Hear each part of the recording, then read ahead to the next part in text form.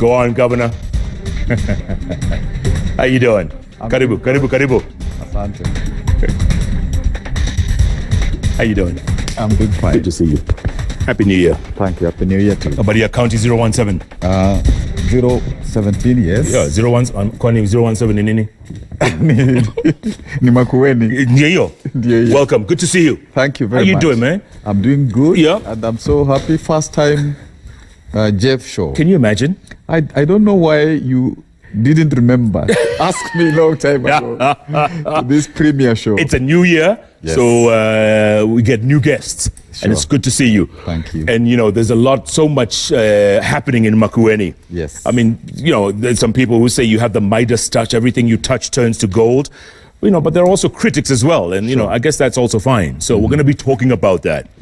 First of all, the one question that all Kenyans want to know. You cannot run for governor again. Do you want to be president of Kenya? You have asked a difficult question first. Yes, I'm starting from the top. No, we're starting high. Do you want to be president? Would you run? Would you take a stab? I think I have what it takes to be the president of this country for many reasons. One of the things that I've done in my life, I dedicated some of it to the Constitution, which is the mother law of this country. And it says how you can run a country well if you follow it. That I can do. We have done some things in Makueni in terms of people-centered development. And I think you will ask me about those later on, and those things can be replicated in our country.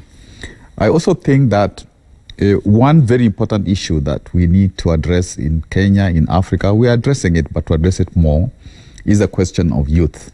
I have a history from teaching at the university for 25 years in law, where I taught, mentored young people, some of whom have been leaders in this country.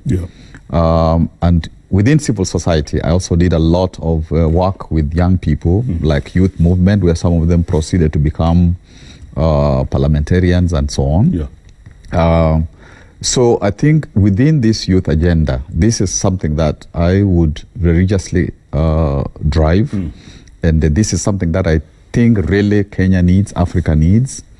Well, okay, let me ask you this. Most of the population of Africa is below the age of 25. Majority, 3/4. That's right. How old are you? I'm 65, going to 66. Okay.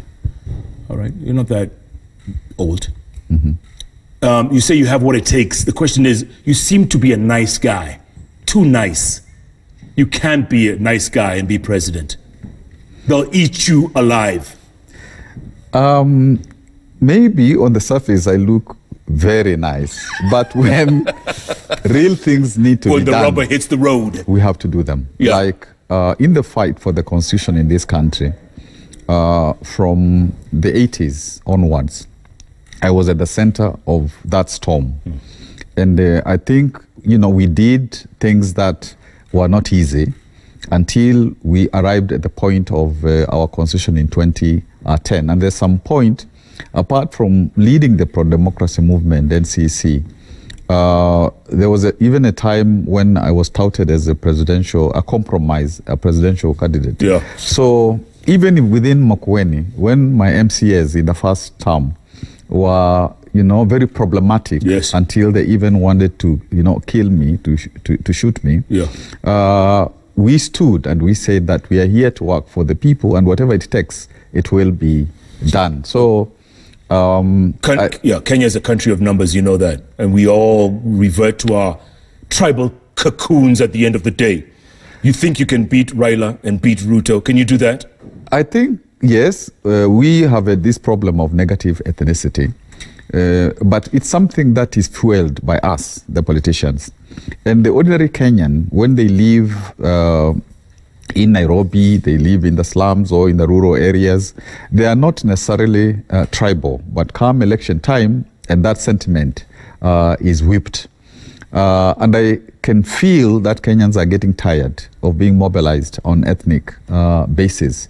I can feel that they are at a point where they really want people to talk issues. How is their life going to be changed? How together are we going to change lives?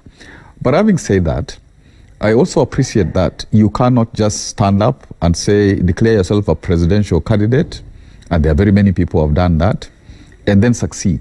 You have to work within a context of like-minded people.